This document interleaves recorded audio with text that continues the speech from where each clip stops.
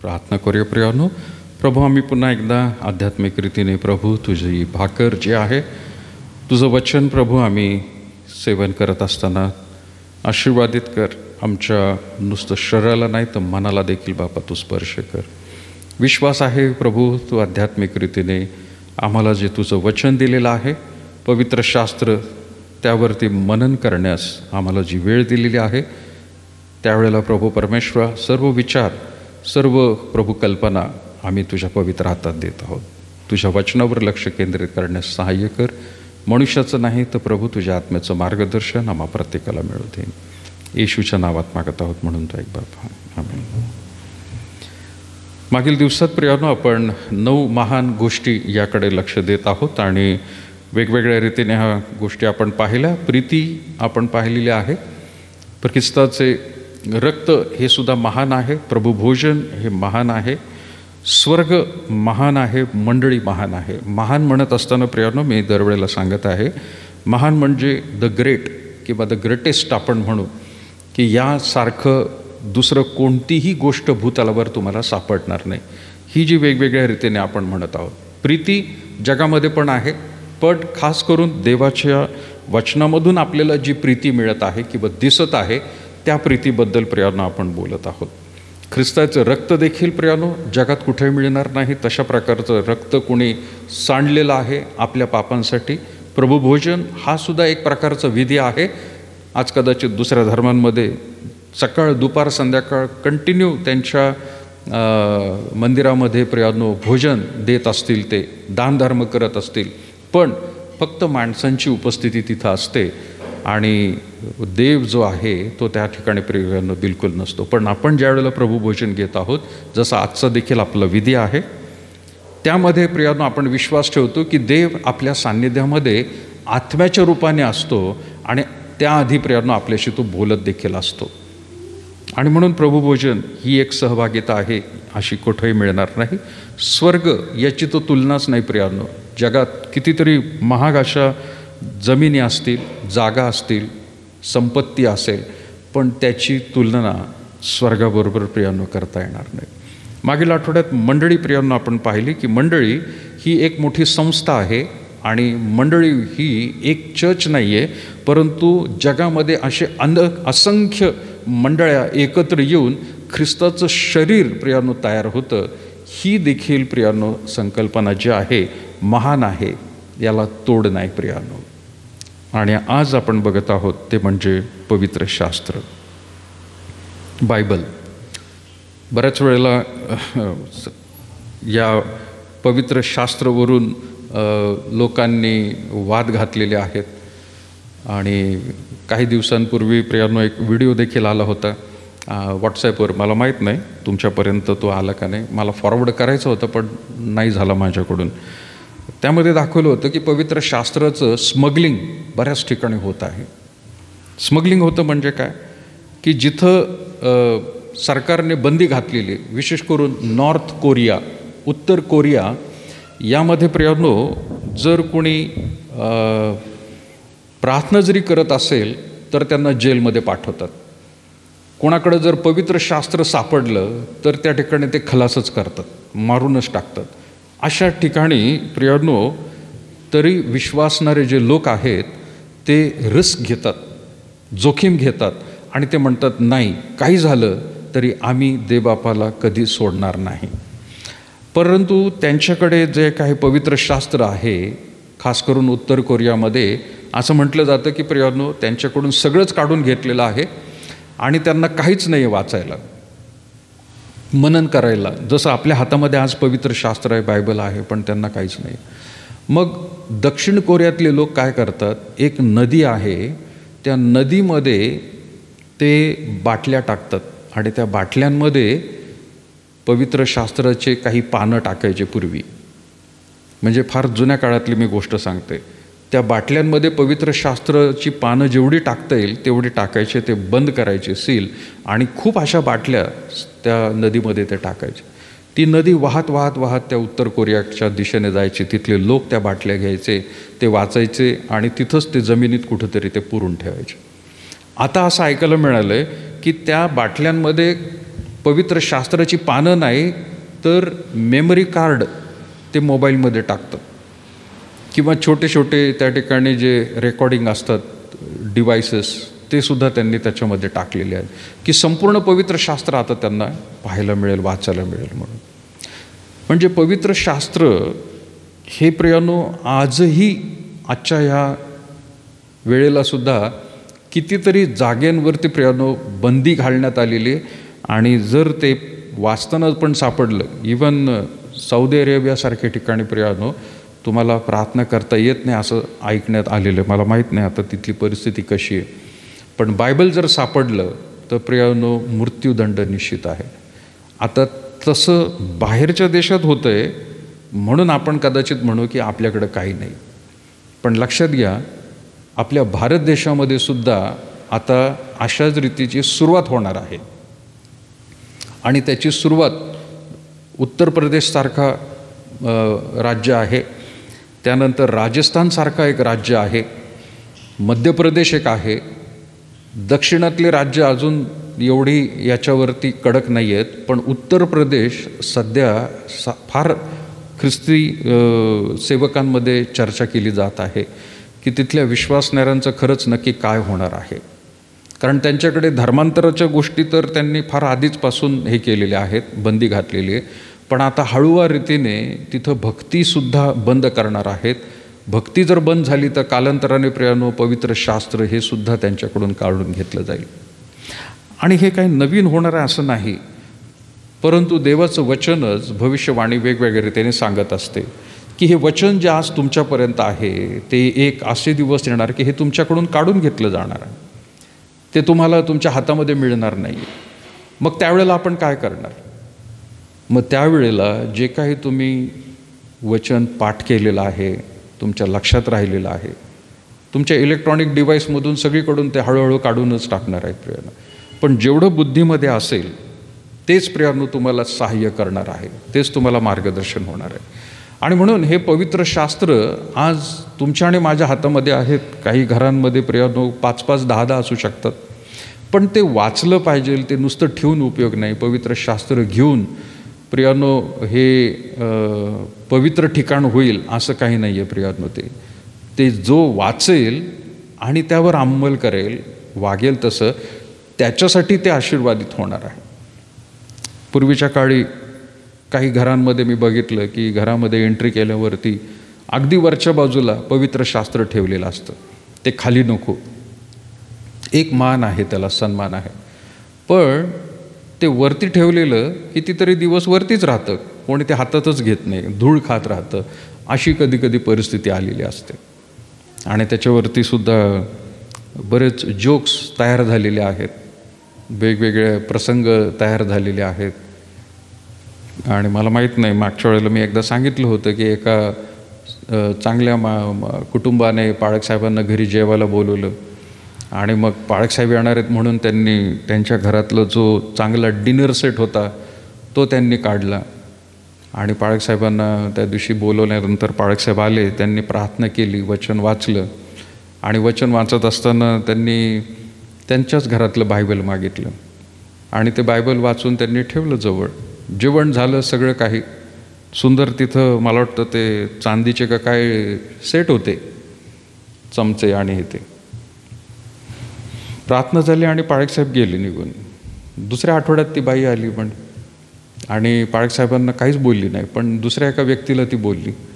आम्ही मागच्या आठवड्यात पाळकसाहेबांना बोलवलं होतं जेवायला, ते आले, आमच्याकडं प्रार्थना पण झाली, पण ते गेल्यापासून म्हणे चांदीचा चमचाच हरवला आहे आमचा. चांदीचा चमचाच हरून गेलेला आहे. काय झालं माहीत नाही. पाळकसाहेब 1 महिन्यानंतर गेले परत. आणि मग ते म्हणाले चला पण प्रार्थना करूया, बायबल घ्या बरं. आणि मग ते वरती ठेवलेलं बायबल आहे ते त्यांनी काढलं आणि देत असताना त्यांच्या लक्षात आलं ते बायबल जाड आहे काहीतरी. आणि त्यांनी उघडून बघितलं, तो चमचा तिथं होता. आणि मग ते म्हणाले किती सुंदर, पाळकसाहेब आले आणि आमचा चमचा सापडला. देवाचा माणूस आला आणि चमचा सापडला आमचा चांदीचा. मग पाळेसाहेब म्हणाले, तो चमचा मीच ठेवला होता आणि ते बायबल मीच ठेवलं होतं वर. मला पाहायचं होतं तुम्ही बायबल किती वाचतात ते. महिनाभर त्यांनी काय केलं, बायबलच वाचलं नाही. याचा अर्थ रोज जर वाचत असते तर त्यांना संध्याकाळीच मिळाला असतं तो, पण तसं झालं नाही. अशा आणखीन गोष्टी आहेत प्रियानो, की काही कुटुंबियाची खरंच परिस्थिती तशी असते, काही लोकांची परिस्थिती आध्यात्मिक असते. पण ज्यावेळेला आपण म्हणतो की हे देवाचं वचन आहे, की तर प्रियानो त्याकडे आपण रोजच हाताळणं गरजेचं आहे. विशेष मनुष्य जीवनासाठी महान मार्गदर्शन आहे. पवित्र शास्त्र हे मार्गदर्शन आहे. इंग्लिशमध्ये काही वाक्य अशी पण काही ठिकाणी तुम्हाला सापडतील की many books will inform you. बरेचसे पुस्तकं जगामध्ये असतील पण ते तुम्हाला माहिती देत राहतील. Only Bible will transform you. फक्त पवित्र शास्त्र असं आहे की तुमचं परिवर्तन करण्याची क्षमता त्या पुस्तकामध्ये आहे. बऱ्याच पुस्तकं तुम्हाला माहिती देते, इन्फॉर्म करतं, पण पवित्र शास्त्र आहे की ते तुम्हाला ट्रान्सफॉर्म करतं, बदलूनच टाकत असतं. पण ते तेवढं गांभीर्याने घेणं प्रियानो फार गरजेचं आहे. वेगवेगळ्या रीतीने आज प्रियानो ह्या पवित्र शास्त्राबद्दल आपण काही गोष्टी पाहणार आहोत. आणि खास करून प्रियानो मला यामधून म्हणायचं आहे की पवित्र शास्त्र हे फक्त आध्यात्मिक रीतीने आपल्याला चालवतं असं नाही, तर आपल्याला शारीरिक रीतीने देखील प्रियानो ते सक्षम करत आहे. काही लोकांना वाटतं की हो, वाचलं की माझ्या बुद्धीला आणि माझ्या आत्म्याला स्पर्श करेल, परंतु आपल्या शरीराला देखील प्रियानो ते आशीर्वादित आहे. आणि देवबापाने तसं प्रियानो ते करून ठेवलेलं आहे. जर आपण वेगवेगळ्या रीतीने पवित्र शास्त्रातील काही वचनं जर वाचली तर तिथं समजून येईल की ते चांगल्या रीतीने पाठांतर जो करतो किंवा ज्याला चांगल्या रीतीने अवगत आहे कोणतं वचन कुठं आहे, तर कुठल्याही प्रसंगामध्ये मग तो आध्यात्मिक हल्ला असू द्या सैतानाकडून, तो शारीरिकदृष्ट्या आजारपण असू द्या किंवा मानसिकरित्या कुठल्या तरी दबावाखाली जर आपण असू, तर देवाचं वचन त्याच वेळेला आपल्याशी बोलत राहतं प्रियानो. आणि हीच गोष्ट येशू ख्रिस्ताने देखील प्रियानो त्याच्या लहानपणापासून केलेली आहे. विशेष करून यहुदी लोकांना प्रियानो असं आजही म्हटलं जातं की यहुदी लहान मुलं मुली त्यांचं जे संडे स्कूल आहे, शब्बात शाळा म्हणतात त्याला यहुदी लोकांची, त्यामध्ये संपूर्ण रीतीने जुन्या करारातली पहिली 5 पुस्तकं पाठ केली जातात. ती पाठ करून घेतात. 5 पुस्तकं बरं का, 5 वचनं नाही, 5 अध्याय नाही, 5 पुस्तकं. उत्पत्ती, निर्गम, लेवी, गणना, अनुवाद. त्याला नियमशास्त्र म्हटलं जातं, त्याला तोरा म्हटलं जातं इब्रू भाषेमध्ये. हे मुलांकडून पाठच करून घेतात प्रियानो. कारण ते पाठ जर झालं त्या लहान वयापासूनच, तर पुढे जाऊन ते बिंदास राहतात की ह्याच्या मुखामध्येच देवाचं वचन दिलेलं आहे. आणि ते केल्यामुळे त्या काळामध्ये सुद्धा ते होतं. तसं केल्यामुळे ज्या वेळेला आध्यात्मिक रीतीने प्रभू येशू ख्रिस्तावरती आक्रमण झालेलं आहे, त्यावेळेला तो वचन वाचू शकला, बोलू शकला प्रियानो. त्याने शास्त्र उघडलं नाही, हे बघ इथं तिथं लिहिलं आहे, हे बघ इकडं असं लिहिलेलं आहे, असं त्याने केलेलं नाही. आध्यात्मिक रीतीने आक्रमण कधी झालं त्याच्यावरती? ज्यावेळेला तो सेवेला सुरू करणार होता. अजून सेवेला सुरुवात केलेली नाही, पण त्याने 40 दिवस 40 रात्र ज्यावेळेला उपवास केला, त्यावेळेला सैतानाने त्याच्यावर आक्रमण केलेलं आहे. आणि काय म्हणाला तो त्याला? काय म्हणाला सैतान? काय म्हणाला येशू ख्रिस्ताला? थंडी खूप आहे का आज? नाही ना, मला वाटलं शब्द पण गारठलेत. मगाशी गाण्याला पण गारठले होते, बाहेर येत नाहीत शब्द, आहे का नाही? येशू ख्रिस्त काय म्हणाला? येशू ख्रिस्ताला काय आव्हान दिलं होतं? मत्ते 4 दिलेलं आहे, या धोंड्याच्या काय होऊ दे. तो अरण्यामध्ये गेलेला आहे प्रियांनो, वाळवंटासारख्या ठिकाणी गेलेला आहे आणि उपवास करत आहे त्या ठिकाणी. तो घरात बसला नाही येशू ख्रिस्त, तो लोकांमध्ये वावरत नव्हता, पण 40 दिवस 40 रात्र तो त्या ठिकाणी अरण्यात गेलेला आहे. आणि तिथं जवळपास जे धोंडे पडले होते त्यांच्याकडे दाखवून, बोट दाखवून सैतान त्याला खरं तर म्हणत आहे. 3रं वचन मत्ते 4:3 तेव्हा परीक्षक त्याच्याजवळ येऊन म्हणाला, तू देवाचा पुत्र आहेस तर ह्या धोंड्यांच्या भाकरी व्हाव्यात अशी आज्ञा कर. परंतु त्याने उत्तर दिले, मनुष्य केवळ भाकरीने नव्हे तर परमेश्वराच्या मुखातून निघणाऱ्या प्रत्येक वचनाने जगेल. आणि पुढे काय, असा शास्त्रलेख आहे.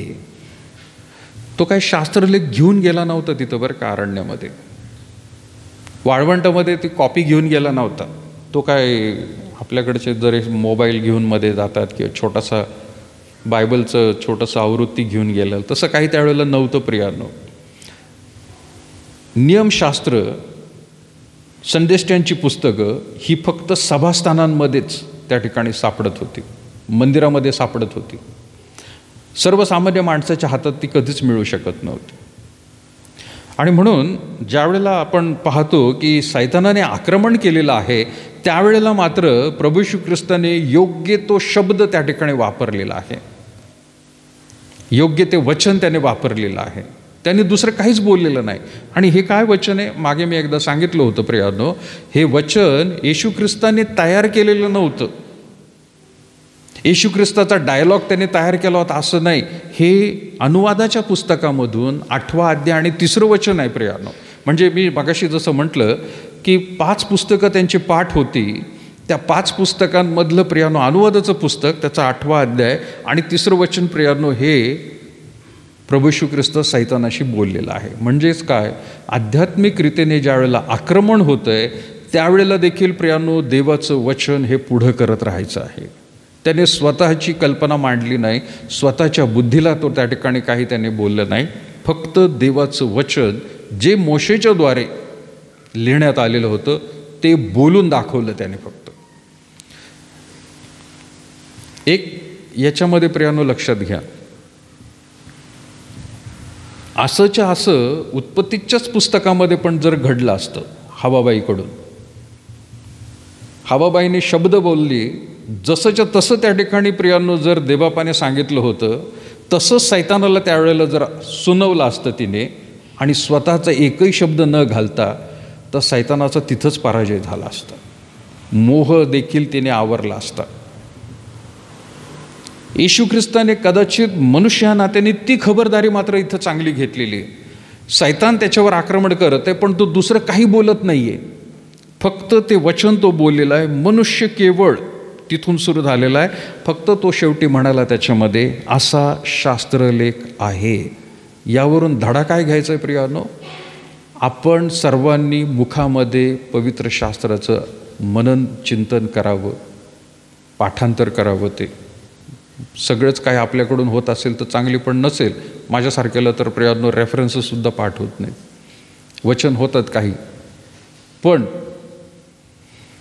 ज्या वेळेला आध्यात्मिक रीतीने ही परिस्थिती येते तिथं वचनच प्रियानो आपल्याला त्या ठिकाणी दाखवायचं आहे. कोर्टामध्ये सुद्धा ज्या वेळेला आरोप प्रत्यारोप होत असतात आणि दोन्ही पक्षाचे वकील त्या ठिकाणी बोलत असतात, ते बोलत असताना त्यांच्या गोष्टी ते बोलत असतात, पण खास करून तिथं काय बोलत असतात, ते अमुक कलमानुसार न्यायाधीश महाराजांना ते सांगत असतात, असं कलम आहे आणि या कलमाखाली याने तो अपराध केलेला आहे आणि अशा कलमाखाली याला तर खरं तर एवढी मोठी शिक्षा व्हायला पाहिजे. ते कलमच त्या ठिकाणी बोलत असतात. म्हणजे काय, ॲक्ट, नियम, काय आपल्याकडं त्या ठिकाणी घटना आहे.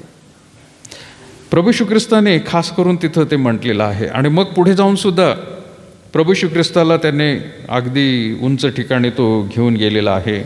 आणि मग सैतानाने त्याला काय केलेलं आहे, 5वं वचन, मग सैतानाने त्याला पवित्र नगरीत नेऊन मंदिराच्या शिरोभागी उभे केले आणि त्याला म्हटले, तू देवाचा पुत्र आहेस तर खाली उडी टाक.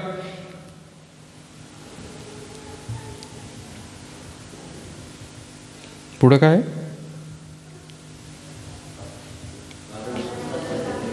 कोण म्हणते, हा कोण म्हणते, 6वं वचन कोण म्हणतंय, मत्ते 4:6. सैतान कुणाला बोलत आहे, येशू ख्रिस्ताला. येशू ख्रिस्ताने सैतानाला बोलत असताना सैतानाचा एक डायलॉग होता की बाबा या धोंड्याच्या भाकरी होऊ दे आणि तुझी भूक भागव थोडक्यात.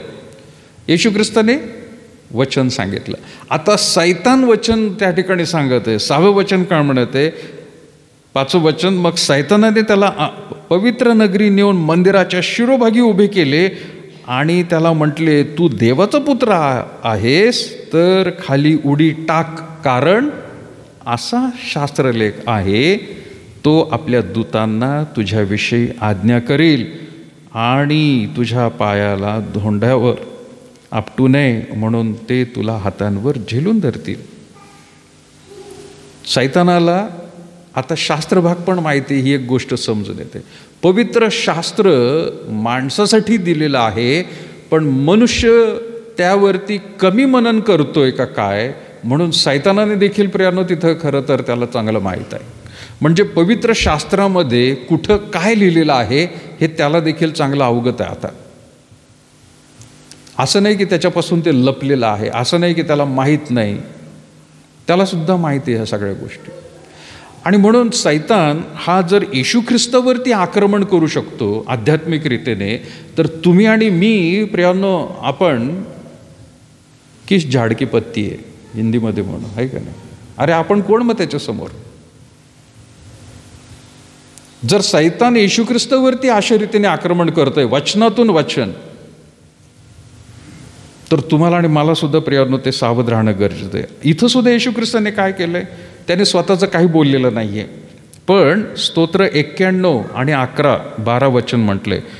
काय म्हटले तिथं? तो आपल्या दूतांना म्हणजे सैतानाने 91 स्तोत्र 91 वाचलेलं आहे आणि येशू ख्रिस्त अनुवादाचं पुस्तक 6वा अध्याय आणि 16 वचन म्हणत आहे. काय म्हणत आहे तो? परमेश्वर तुझा देव याची काय करू नको? परीक्षा पाहू नको. शास्त्र वापरत आहेत. शास्त्र इफिस्करास पत्रामध्ये सांगितलेलं आहे. देवाचं वचन काय आहे? देवाचं वचन इफिस 6वा अध्याय बघा, देवाचं वचन काय आहे? इफिस 6वा अध्याय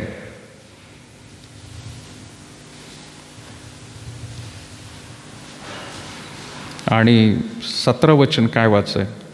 इफिस 6:17.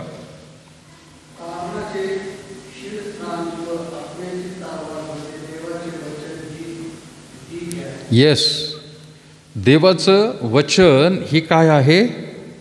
तलवार आहे. पण कुणाची तलवार आहे? देवाचे वचन आत्म्याची तलवार.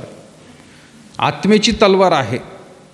खरोखरची तलवार लोक घेऊन येतील, पण प्रियानो तुम्हाला आणि मला आत्म्याची तलवार घ्यायला सांगितलेली. ही आत्म्याची तलवार साधी सोपी नाही आहे प्रियानो. ती तुम्हाला वापरता यायला पाहिजे, ते कौशल्य माहिती असलं पाहिजे. येशू ख्रिस्तानी हीच गोष्ट केलेली होती. अगदी लहानपणापासून प्रियानो ते वचन वाचत आहे, समजून घेत आहे आणि योग्य त्या ठिकाणी योग्य ती गोष्ट तो वापरतो. एक असा धर्म आहे की जे त्यांच्याकडे तलवार छोट्या रीतीने बाळगत असतात. कोणतं आहे माहिती आहे? हा सिख धर्म आहे.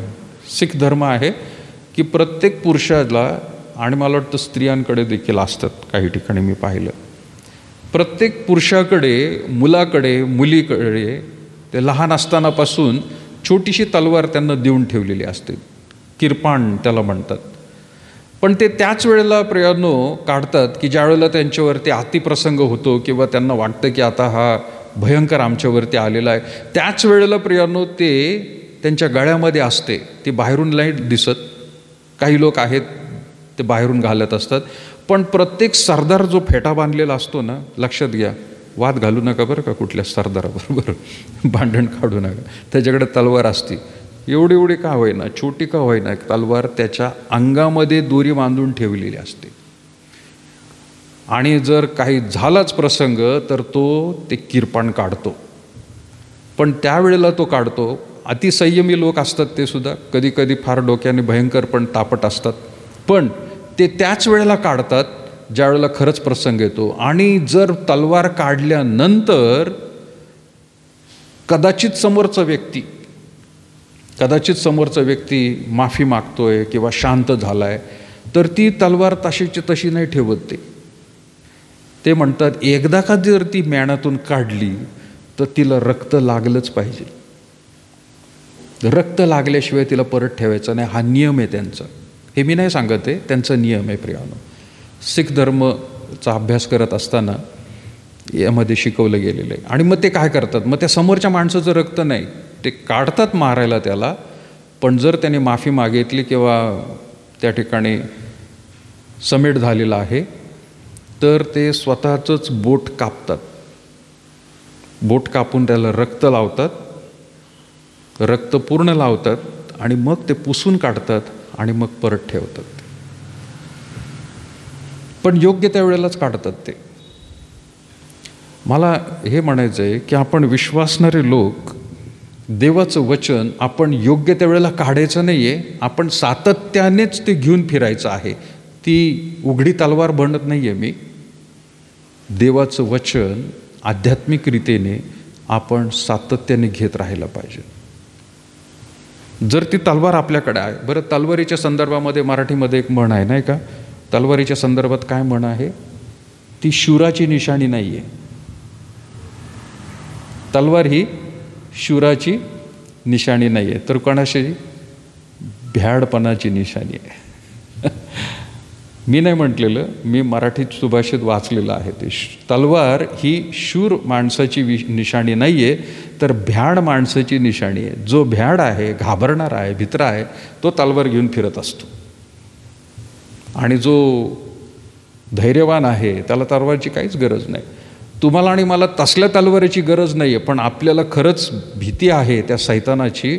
आणि ते सैतानाला काय जर घाबरत असेल तर खरोखरची तलवार नाही, तर देवाचं वचन हे सदैव प्रियानो आपण घेऊन फिरलं पाहिजे.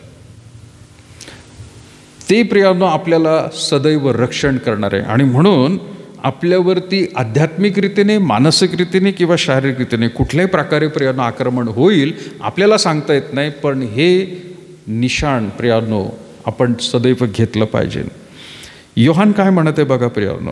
योहान कृत शुभवर्तमान 20वा अध्याय 30 आणि 31 वचन. योहान 20वा अध्याय 30 आणि 31 वचन काय म्हणत आहे.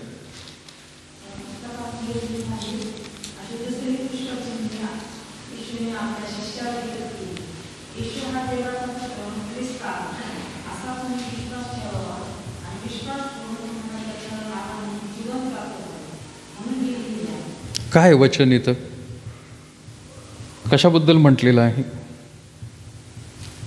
प्रभू येशू ख्रिस्ताचे चमत्कार, प्रभू येशू ख्रिस्ताचे दाखले खूप काही होते प्रियानो.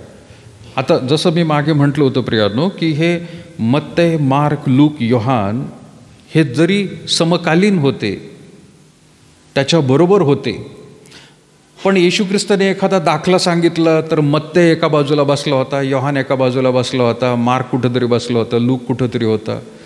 असं घडलं नाही. आणि ते बोललं की त्यांनी लिहून घेतलं, चमत्कार झाला की त्यांनी लिहून घेतलं, असं नाही केलं त्यांनी. ते काय डायरी लिहित नव्हते. आपल्याकडं आज डायरी लिहिण्याची पद्धत आहे काही लोकांना. अशी डायरी घेऊन ते बसलेले नव्हते. पण हे कधी घडलं, ज्या वेळेला हे मत्तय, मार्क, लूक, योहान हे सर्व म्हातारे झाले आणि येशू ख्रिस्ताचं स्वर्गारोहण झाल्यानंतर मत्तयने एक मंडळी तयार केली होती. त्या मंडळीला तो शिकवत होता, मी कसा अनुभव घेतला. लूक एका ठिकाणी मंडळी चालवत होता, योहान एका ठिकाणी मंडळी चालवत होता, मार्क एका ठिकाणी मंडळी चालवत होता. पण ही मंडळांमध्ये स्वतःहून आम्ही काय काय पाहिलं, आम्ही कसं कसं अनुभव घेतला आणि तुम्ही सुद्धा कसं करायला पाहिजे, उपदेश ते करत होते. करत करत करत म्हातारे झाले ते. आणि मग त्यांच्या लक्षात आलं, अरे हे आपण सांगतोय पण आपलं वय होत चाललेलं आहे, आपण जर मरून गेलो तर ह्या मंडळीला आता कोण शिकवणार, काय शिकवणार. आणि मग त्यावेळेला ते म्हातारे होत असताना त्यांनी आठवून आठवून आठवून आठवून त्या गोष्टी लिहून काढल्या. त्या लिहून काढल्या, पुस्तकांमध्ये प्रियानो जतन केल्या. त्याला आपण प्रियानो शुभवर्तमान म्हणतो. असं एकटे फक्त हे 4 लोकच होते असे नाही, असे कितीतरी शुभवर्तमान त्यावेळेला सापडले. पण फक्त हे 4च निवडण्यात आले, कारण हे जवळ होते येशू ख्रिस्ताच्या. मरिया मग्दलिनीचं शुभवर्तमान आहे. आता नक्की तीच मरिया होती का काय माहीत नाही. पेत्राचं पण एक शुभवर्तमान आहे. नुसतं मरियाचं पण एक शुभवर्तमान आहे. आता काही जण म्हणतील पेत्र तर फार जवळ होता, मग त्याचं का नाही घेतलं? पण ती खात्री नव्हती की तोच पेत्र आहे, कारण पेत्र नावाचे दुसरे पण लोक होते. आणि म्हणून त्यांना जे काय आठवलं ते मंडळीला सादर करावं, आणि मग आपण मरून गेलो तरी हरकत नाही म्हणून त्यांना जेवढं जेवढं आठवत होतं त्यांनी ते सगळं लिहून काढलं. आणि आपल्याला आज असं वाटतं की अरे बापरे, हे किती मोठं कार्य आहे. पण याहीपेक्षा जास्त कार्य जवळपास येशू ख्रिस्त 3.5 वर्ष सेवा करत होता. पवित्र शास्त्रामध्ये ह्या शुभवर्तनामध्ये जर त्याचा काळखंड बघितला तर तो फक्त 1 आठवड्याचा कालखंड समजला जाईल.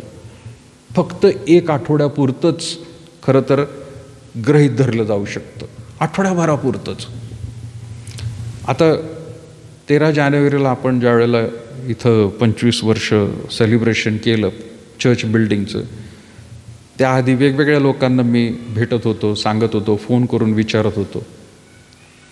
सगळे म्हणायचे बाळासाहेब 25 वर्ष झाली, काय आठवत नाही एवढं नक्की काय झालं होतं, कसं झालं होतं. पण काही ढोबळ काही गोष्टी महत्त्वाच्या आठवतात.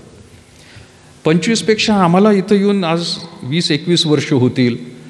तो सुरुवातीच्या काळामध्ये कसं होतं, काय होतं हे आम्हाला देखील समजा विचार केला, लिहायचं म्हटलं तर आम्हाला सुद्धा 20-25 वर्ष फार जरा कठीण वाटत आहे लिहिण्यासाठी, अगदी अचूक रीतीने लिहायचं असेल तर.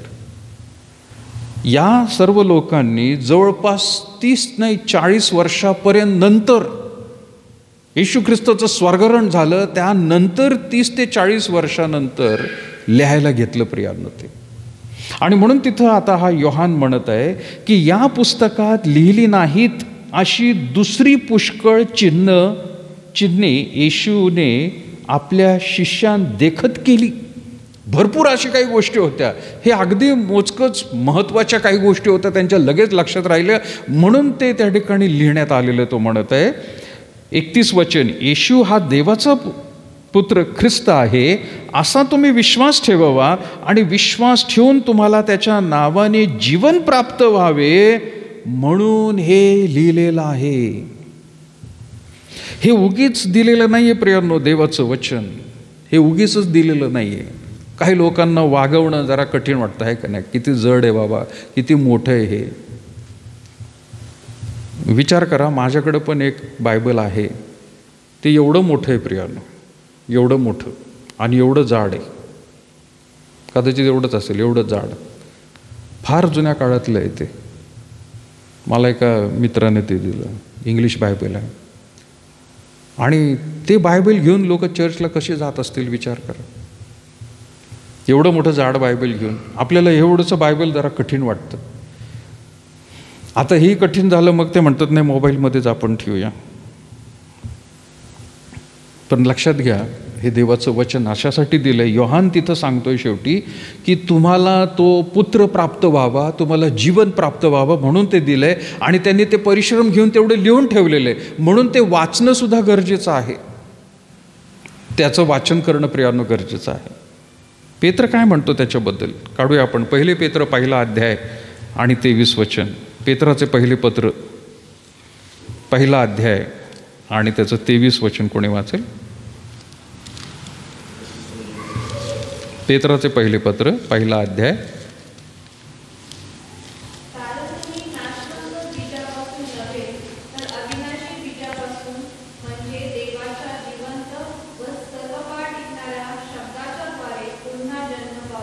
Yes, thank you. कारण तुम्ही नाशवंत बीजापासून नव्हे तर अविनाशी बीजापासून म्हणजे देवाच्या जिवंत व टिकणाऱ्या शब्दाच्या द्वारे पुन्हा जन्म पावलेले आहेत.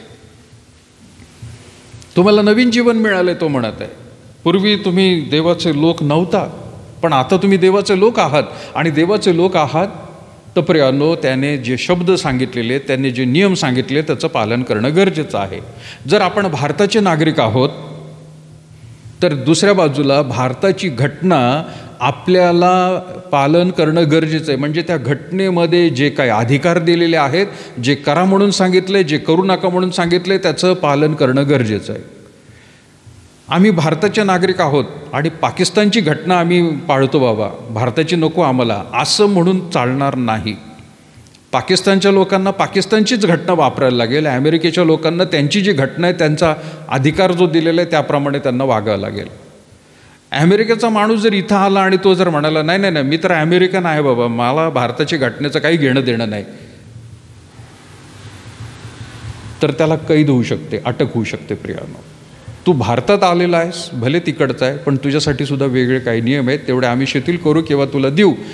पण तू जर त्या ठिकाणी म्हणशील नाही आमच्याकडे मी तसा करत होतो म्हणून तुला इथं करायचं आहे, तसं नाही प्रियानो. अगदी त्याच रीतीने तुम्ही आणि मी स्वर्गाचे नागरिक आहोत आपण प्रियानो. जरी इथं राहत असलो तर भारताची घटना तर पाळायचीच आहे, पण ही एक दुसरी घटना आहे प्रियानो. Bible, constitution. आम्ही स्वर्गाचे नागरिक आहोत आणि तिथं जर आपल्याला परत जायचं आहे तर हे आज पालन करणं गरजेचं आहे प्रियानो. आणि यातल्या गोष्टी अवघड नाही आहेत. या जर प्रभू येशू ख्रिस्त मानव म्हणून प्रियानो जर या भूतलावर आला आणि त्याने जर ते पाळलेले आहेत तर ते तुम्ही आणि मी सुद्धा पाळू शकतो प्रियानो. आणि ते तेवढ्यासाठीच दिलेलं आहे. आणि ही सगळ्यात महान गोष्ट आहे प्रियानो, ही सगळ्यात महान गोष्ट आहे की देवबापाने आपल्याला याच्या तोडीसारखं दुसऱ्या जगात काही मिळणार नाही. इतकी महान गोष्ट प्रियानो आहे ही. स्तोत्र मगाशी प्रियानो आपण वाचलं 119. कोणी वाचा परत. आपण मगाशी आळीपाळीने वाचलं ते स्तोत्र संहिता 119, 104 आणि 105 वचन काय म्हणत आहे? सगळ्यांना पाठ आहे कदाचित, नाही का काही जणांना?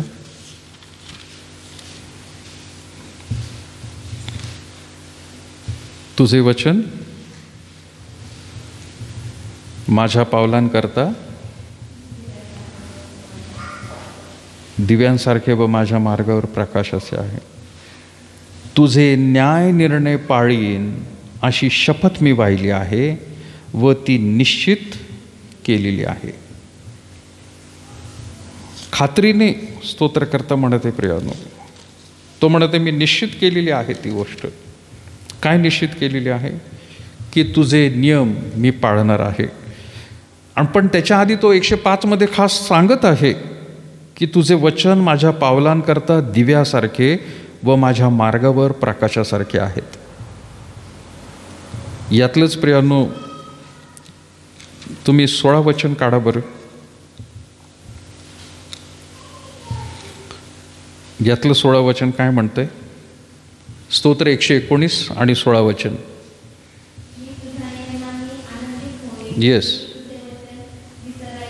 येस, मी तुझ्या नियमांनी कसा होईल? आनंदित होईन. वचन वाचल्यानंतर निराश होणार नाहीस, पण आनंदित होशील. स्तोत्रकर्ता म्हणत आहे मी तुझ्या नियमांनी आनंदित होईन, मी तुझे वचन विसरायचा नाही, कधीच विसरणार नाही. ती गोष्ट मागे मी खूप वर्षापूर्वी सांगितली होती, मला माहीत नाही. संडे स्कूल चाललं होतं कम्युनिस्ट देशामध्ये. कम्युनिस्ट देश, बायबल आणि हे मागाशी मी जसं म्हटलं प्रियानो बंदी आहे तिथं. आणि एका चर्चमध्ये, गावामधल्या चर्चमध्ये त्या ठिकाणी भक्ती चालू होती. संडे स्कूल जसं आपलं वरती भरतं, पूर्वी इथं खाली भरत होतं, तसं एका बाजूला संडे स्कूल भरलं होतं. चर्चमध्ये फक्त मोठी माणसंच होती. आणि प्रियानो तिथं संडे स्कूल चालू आहे, इकडं भक्ती चालू आहे आणि कम्युनिस्ट शिपाई सगळे आत आले, पोलीस, आणि सगळ्यांना त्यांनी सांगितलं आहे त्या ठिकाणी उभं राहा. त्यांच्याकडून पवित्र शास्त्र काढून घेतलं आणि त्यापैकी एका शिपायाने काय केलं, ते पवित्र शास्त्र चर्चच्या दाराजवळ ठेवलं आणि त्याने खाली ठेवून त्याने सांगितलं जो कोणी आपला जीव वाचू पाहतो त्याने ह्या पवित्र शास्त्रावर थुंकायचं, पायाने रगडायचं आणि मग बाहेर जायचं, आम्ही त्याला मुभा देऊ, त्याचा जीव वाचला म्हणेल. पण जे कोणी तसं करणार नाही आम्ही चर्चमध्ये इथंच गोळ्या घालू त्याला. हे सगळं चाललं होतं. बाळक साहेबांनी विचार केला आपल्याला आज जीव वाचला तर उद्या सेवा करता येईल. पहिले पाळक गेले, त्याच्यावर थुंकले, पायाने रगडलं, बाहेर गेले. पंचमंडळ पण गेलं. काही माणसं चालली होती आणि तेवढ्यात संडे स्कूलमधली ती एक लहान मुलगी आली आणि तिने पाहिलं की हे काय चाललंय म्हणून, आणि ती धावत धावत गेली आणि तिने ते उचललं आणि कावटळलं. कोणी केलं असं? देवाचं वचन आहे, ह्याला काय असं करायचं असतं का? ती लहान मुलगी त्या शिपायांना न्यांना त्यांना ओरडायला लागली. ते शिपाई म्हणाले, खाली ठेव मुली ते पुस्तक खाली ठेव. ते म्हणाले, नाही, हे माझ्या देवबापाचं वचन आहे, हे मी असं नाही करणार. कारण तिने कदाचित नुकतंच त्या संडे स्कूलमध्ये ऐकलं असेल. तिला 2 वेळा 3 वेळा सांगितलं आणि तिला सांगितलं, तू जर नाही ठेवलं तुला इथंच गोळी घालू आम्ही. ती म्हणाली, चालेल. आणि दुसऱ्या क्षणाला गोळी लागली. प्रियांनो, खलास झाली. ती कम्युनिस्ट देशातली खरी घटना आहे प्रियांनो, खरीखुरची घटना आहे, काल्पनिक नाही आहे. तिने प्राण दिला. त्या लहान मुलीला तेव्हापासून शिकवण्यात आलं होतं, हे देवाचं वचन आहे. हे किती सांभाळणं गरजेचं आहे, फक्त तेवढंच नाही, बाइंडिंग त्याचं सांभाळायचं नाही, पण त्यातली वचनं काय आहेत ती सांभाळायची आहेत. प्रियांनो, आपण लोक कदाचित फक्त त्याचं बाइंडिंग सांभाळत असतो, पण त्या बाइंडिंगमुळं आपलं आध्यात्मिक बाइंडिंग किती चांगलं होतं देवाबरोबर याकडे लक्ष देत नाही. आणि म्हणून तिथं म्हटलेलं आहे प्रियांनो, हे वचन जे आपण आता वाचत आहोत, तुझे वचन माझ्या पावलांकरता दिव्यासारखे, माझ्या मार्गावर प्रकाशासारखे आहे. तुझे न्याय निर्णय पाळीन अशी शपथ घेतलेली. लोक शपथ घेतात ना वेगवेगळ्या रीतीने. मी शपथ वाहतो, स्तोत्रकर्ता म्हणते मी शपथ वाहतो, तो म्हणते अशी शपथ मी वाहिली. काय वाहिली? न्याय निर्णय पाळीन. आणि ते निश्चित केलेलं आहे, डेफिनेट आहे, नो कॉम्प्रोमाइज. आपण तेवढं गांभीर्याने घेतोय का प्रियांनो देवाचं वचन? दिवसातून किती वेळा आपलं प्रियांनो वाचन होतं? पवित्र शास्त्र आपण किती वेळा मनन करत आहोत? प्रत्येकाला आपापल्या जीवनामध्ये प्रियांनो पाहणं गरजेचं आहे. मग अशा आपण वाचले हे 2 तिमोथी 3 अध्याय 16. प्रत्येक परमेश्वर प्रेरित शास्त्रलेख सद्बोध, दोष दाखवणे, नीतिशिक्षण याकरता उपयोगी आहे, यासाठी की देवाचा भक्त पूर्ण होऊन प्रत्येक चांगल्या कामासाठी सज्ज व्हावा. प्रत्येक परमेश्वर प्रेरित शास्त्रलेख, प्रत्येक परमेश्वर प्रेरित. जुना करार चालू आहे SNBCमध्ये आणि त्यांना प्रेरणा शब्द काय आहे, देवाच्या वचनाची प्रेरणा कशी मिळाली. वेगवेगळ्या 40पेक्षा जास्त लोकांना देवाच्या आत्म्याने प्रेरणा मिळाली आणि त्यांनी लिहिलेलं आहे. ते आत्म्याने त्यांना सांगितलं आणि त्यांनी लिहून काढलं. उदाहरणार्थ उत्पत्तीच्या पुस्तकामध्ये प्रारंभी देवाने आकाश व पृथ्वी निर्माण केली, हे मोशेने लिहिलेलं आहे. मग मोशे बसला होता का? नाही. मोशे तर अगदी निर्गमाच्या पुस्तकात त्याची एंट्री झालेली आहे, पण उत्पत्तीचं पुस्तक मग सुरुवातीच्या काळामध्ये मानवही नव्हता, कोणी नव्हतं. मग त्याने कसं काय लिहिलं? देवाच्या आत्म्याने त्याला सांगितलं, त्याला प्रेरणा मिळाली आणि त्यांनी लिहून घेतलं ते. म्हणजे आपण जसं एखाद्या वेळेला प्रियांनो पेन घेतो आणि लिहित राहतो, पेन नाही लिहित, आपण लिहित असतो. होय, लिहिणारा तिथंच शाई ओतणारा पेन असतो, पण ज्या वेळेला त्याची शाई संपून जाते आपण बाजूला ठेवतो, दुसरा पेन घेतो. देवाने अगदी तेच केलेलं आहे. त्याला जे सांगायचं आहे, मानवाला जे प्रगट त्याला करायचं आहे, त्यांना मानवांना जे काही त्याच्याकडे आणायचं आहे, त्याने सगळं काही माणसांकडून ते लिहून घेतलेलं आहे. आणि त्यांचा कार्यकाळ संपला म्हणजे त्यांना बाजूला ठेवलं आणि दुसरा प्रियानो व्यक्ती घेतला, त्याच्याकडून ते लिहून घेतलं. असं करून संपूर्ण रीतीने प्रियानो हे पवित्र शास्त्र आपल्याला मिळालेलं आहे. त्या पवित्र शास्त्राबद्दल पाऊल तिमोथेला म्हणत आहे की प्रत्येक परमेश्वर प्रेरित शास्त्रलेख हा सद्बोध आहे, चांगला बोध करणारा आहे, दोष दाखवणारा आहे, सुधारणूक आहे, नीतिशिक्षण याकरता उपयोगी आहे, याकरता उपयोगी आहे. दुसरा काही त्याचा उपयोग नाही आहे. हे असं डोक्यावर घेऊन कुठंतरी मारायला देवबापाने दिलेलं नाही आहे. हे उशाखाली घेऊन झोपायला दिलेलं नाही आहे. काही लोकांचा गैरसमज आहे हा. हे डोक्यावर धरायचं एखाद्याच्या की दुष्टात्मा पळून जातो. हे आजारी माणसाची उशाखाली ठेवायचं की म्हणजे त्याचं सगळं आजारपण निघून जातं. हे आपल्या जवळ ठेवायचं म्हणजे आपल्याला कुठल्या प्रकारची बाधा होणार नाही. याच्यासाठी नाही दिलेलं आहे. त्यांनी त्याचा उपयोग दिलेला आहे. प्रत्येक परमेश्वर प्रेरित शास्त्रलेख सदबोध, वाचलं तर मिळणारे बोध, वाचलं नाही तर काही नाही. सदबोध, दोष दाखवणे, आपले सगळ्यांचे दोष. प्रियानो, ज्या ज्या वेळेला तुम्ही पवित्र शास्त्र उघडताल, कोणतंही पान वाचा, तुम्हाला तुमचे दोष दिसून येतील. आरशाप्रमाणे प्रियानो आपल्याला दाखवून देतो तो, हे बघ तुझ्यामध्ये काय प्रॉब्लेम्स आहेत. आणि आरशामध्ये मनुष्य रोज बघत असतो स्वतःला, आणि बघून झाल्यानंतर आहे तशीच अवताराने तो बाहेर जातो, आहे का नाही? आरशात बघून माणूस अवतारात बाहेर जातो. आरशात बघून काय करतो? काय करतो आरशात बघून? स्वतःला नीट नेटका करतो. कुठं काळं लागलंय, कुठं पांढरं लागलंय, लगेच सावरतो तो. अगदी त्याप्रमाणे देवाचं वचन जर आपल्याला दाखवते आरशाप्रमाणे, अरे माझी चूक, माझ्या पाप, माझे दोष दिसत आहेत, सुधारणूक लगेच करायला पाहिजे. आणि म्हणून तिथं म्हटलेलं आहे, शोधबोध, दोष दाखवणे, सुधारणूक, नीतिशिक्षण याकरता उपयोगी आहे, याकरता उपयोगी आहे. याचा दुसरा काही अजून हे नाही आहे. आणि धर्मपरिवर्तनासाठी तर नाहीच नाही आहे.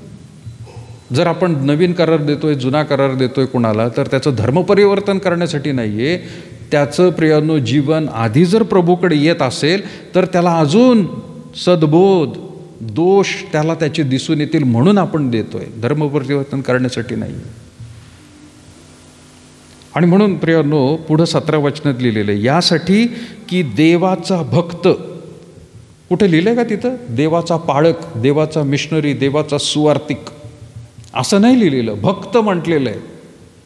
जर तो भक्त चांगल्या रीतीने पुढाकार घेतोय वचन शिकण्यासाठी, तर तो सेवक होऊ शकतो, तो पाळक होऊ शकतो, तो मिशनरी होऊ शकतो, तो बायबल टीचर होऊ शकतो, जर त्याने खरंच ते तेवढं गांभीर्याने घेतलं तर.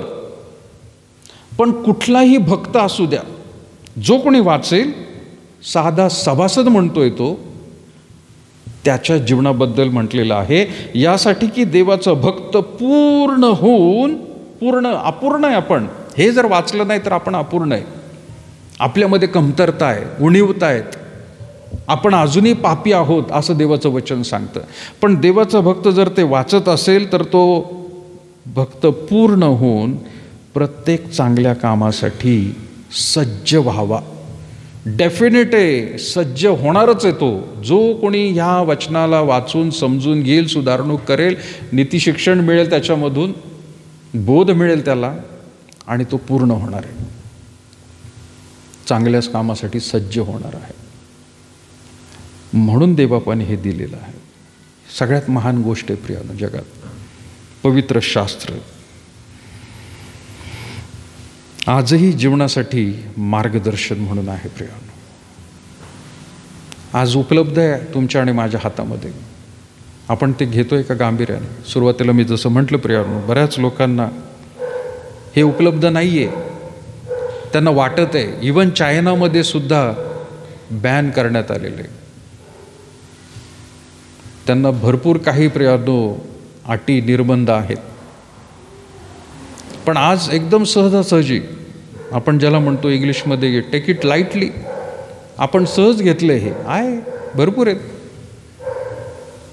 तसं करू नका प्रियानो. ही सगळ्यात महान गोष्ट, 9 महान गोष्टीपैकी प्रियानो 6 आपण बघितलेल्या आहेत. आणि पवित्र शास्त्र ही एक महत्त्वाचं प्रियानो महान गोष्ट आहे की ज्यामध्ये देव आपल्याला दाखवून देत आहे की ते तुमच्या जवळ आहे आणि ते तुमच्यासाठीच दिलेलं आहे.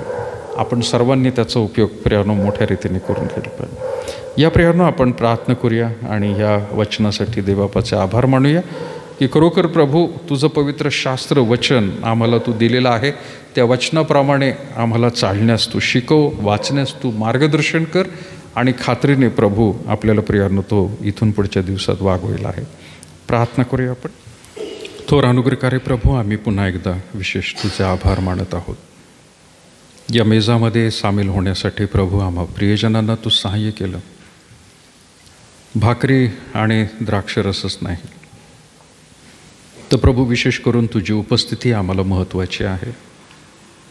की आम्ही जरी प्रभू संख्येने फार नाही, परंतु प्रभू आम्ही जेवढे आहोत तेवढे प्रभू परमेश्वर खरोखर त्या सर्वांना प्रभू तू वैयक्तिकरीतीने जाणत आहेस, ओळखत आहेस.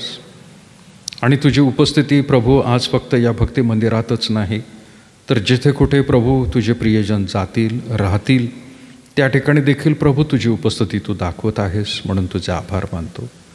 ये प्रभू परमेश्वरा, आजही इथून पुढच्या पुढील आठवड्यात, या महिन्यामध्ये, या वर्षामध्ये देखील प्रभू ज्या ज्या ठिकाणी प्रभू आमचं वास्तव्य प्रभू खरोखर आम्ही राहू करू, प्रभू जे काय कार्य करू, त्यामध्ये तू आपली उपस्थिती सदैव दाखवत राहा. आणि तुझ्या उपस्थितीची जाणीव प्रत्येकाला प्रभू असू दे. याच गोष्टीचं प्रभू परमेश्वर भान तुझ्या आत्म्याच्याद्वारे प्रत्येकाला तू करून दे. आज या प्रभू परमेश्वर मेजामध्ये ज्या ज्या प्रियजनांनी भाग घेतला आणि जे प्रभू परमेश्वर खरोखर तुला प्रभू परमेश्वर त्यांनी आपलं वचन दिलेलं आहे, विनंती प्रार्थना सादर केलेली आहे, त्या सर्व प्रभू तू ऐकलेले आहेस. तुझ्या वचनाप्रमाणे चालण्यास आणि तुझ्या वचनाला देखील महत्त्व देण्यास प्रभू प्रत्येकाला मदत कर. जे भाग घेऊ शकले नाहीत प्रभू परमेश्वर, आज त्यांना देखील आम्ही तुझ्या पवित्र हातात देत आहोत. ये प्रभू परमेश्वर, त्यांना अजून एक तू संधी दे की प्रभू ते स्वतःला तुझ्या हातामध्ये सादर करतील आणि खरोखर प्रभू परमेश्वर हा देखील विधी पुन्हा एकदा ते गांभीर्याने करतील. ये प्रभू परमेश्वर, आम्ही सर्वजण तुझ्या अधीनाने स्वाधीन होतो. परतीच्या मार्गामध्ये प्रत्येकाला तू सांभाळ आणि या आठवड्यामध्ये देखील लागणारी कृपा दया तुझ्या वचनाद्वारे प्रभू तू पुरवत राहा. लहानशी प्रार्थना येशूच्या नावात मागते म्हणून तो एक बाप. उभे राहूया आणि प्रभूने शिकवलेली प्रार्थना म्हणे. प्रेम हे आमच्या स्वर्गातील बापा, तुझे नाम पवित्र मानले जाओ, तुझे राज्य येऊ, जसे स्वर्गात तसे पृथ्वीवर. तुझ्या इच्छेप्रमाणे हो. आमची रोजची भाकर आज आम्हास दे, आणि जसे आमच्या ऋणे असरून सोडले तसे तू आमचे ऋणे आम्हास हो. आणि आम्हास परीक्षिता नकोस, तर आम्हास पटापासून, कारण की राज्य, सामर्थ्य आणि गौरव हे सर्व काळ तुझेच आहेत. आपल्या परमेश्वराचं प्रेम, प्रभू श्री ख्रिस्ताची कृपा आणि पवित्र आत्म्याची सहभागिता आता आणि इथून पुढे सदैव तुम्हा सर्व लहान थोर प्रियजनांवर असो. आमेन. काल आज सर्व काळ येशू सारखा, सर्व बदलती तरी येशू सारखा. धन्य त्याचे नाम, धन्य त्याचे नाम, सर्व बदलती तरी येशू सारखा.